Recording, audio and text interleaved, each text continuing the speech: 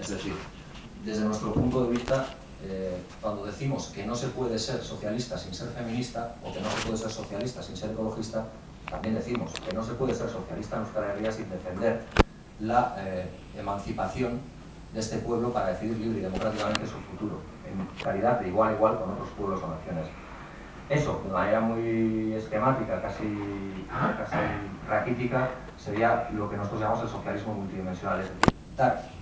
e integrar todas las dimensiones de lucha y dar respuesta a todos los planos de lucha, a todas las realidades de dominación.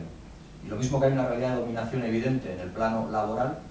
la lucha de clases sigue existiendo y, como decía el otro día, no sé si era Stiglitz o alguien así, nada sospechoso de izquierdoso, seguimos perdiendo, pues también hay otras realidades de dominación. Hay una realidad de dominación de género, es decir, las mujeres, también aquí en Euskal Herria, siguen teniendo menos derechos en lo que es la igualdad efectiva y real que los hombres, seguimos viviendo bajo una égida,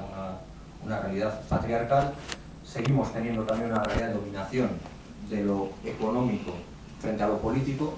y así podríamos seguir enumerando diferentes planos. Hay una dominación también en el término cultural y hay una dominación también bastante evidente en lo que tiene que ver con los contravalores, por lo que desde la izquierda entendemos los contravalores, que serían el racismo, el fascismo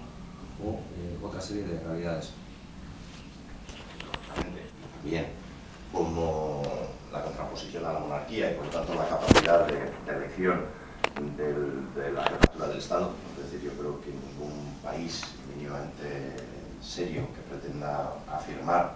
que hoy tiene una democracia plena puede dar por bueno el hecho de que la jefatura del Estado, se supone la máxima representación del Estado, sea por linaje y que eso sea democrático, ¿no? Por lo tanto, nosotros y nosotras siempre tendemos a equiparar el término república con el término democracia. Es decir, para ser demócrata hay que ser republicano. Si no se es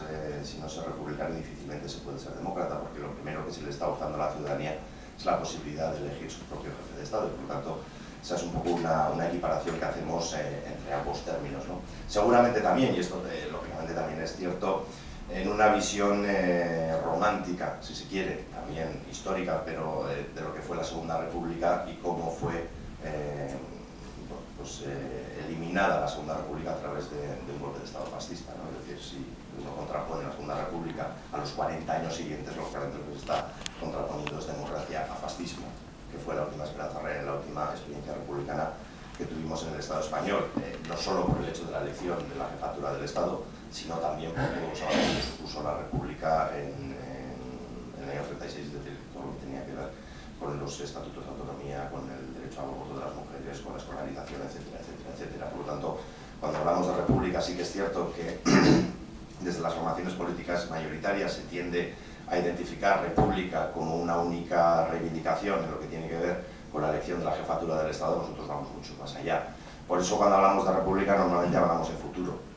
no hablamos mirando al pasado, no es una mirada reminiscente a lo que fue la Segunda República, sino una idea, insisto, histórico-romántica de lo que nos gustaría que fuera la tercera. Es decir, una república que lógicamente fuera una república de izquierdas, y una república de izquierdas que tuviera también entre sus elementos de composición un reconocimiento a lo que es la propia plurinacionalidad del Estado español. Yo creo que es imprescindible, y este es uno de los grandes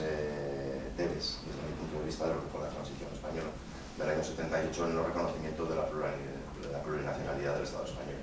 Es decir, mal que bien, a través de las disposiciones adicionales, se vino a reconocer, por más el derecho foral histórico, por convencimiento político, la realidad foral, tanto de Navarra como de